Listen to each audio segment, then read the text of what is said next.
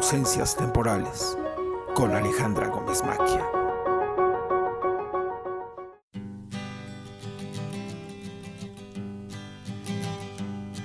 Un día como hoy nacieron Edgar Allan Poe, escritor, poeta, crítico y periodista romántico estadounidense, reconocido como uno de los maestros universales del relato corto, del cual fue uno de los primeros practicantes en su país.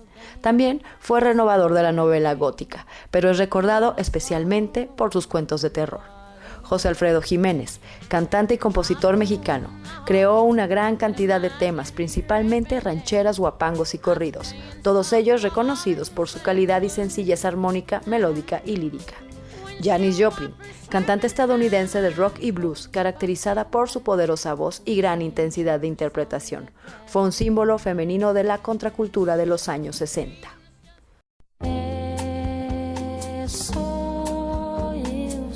Un día como hoy murieron Carlota de Habsburgo, princesa de Bélgica, Lorena y Hungría, archiduquesa de Austria, condesa de Habsburgo, virreina consorte del Lombardo Véneto y emperatriz consorte de México, cabeza del Segundo Imperio Mexicano.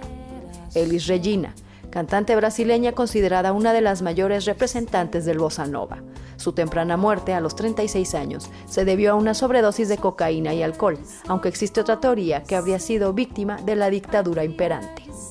Heidi Lamar, actriz e inventora austriaca naturalizada estadounidense, es conocida como la mujer más hermosa de la historia del cine y también como la inventora de la primera versión del espectro ensanchado. Ausencias temporales con Alejandra Gómez Maquia.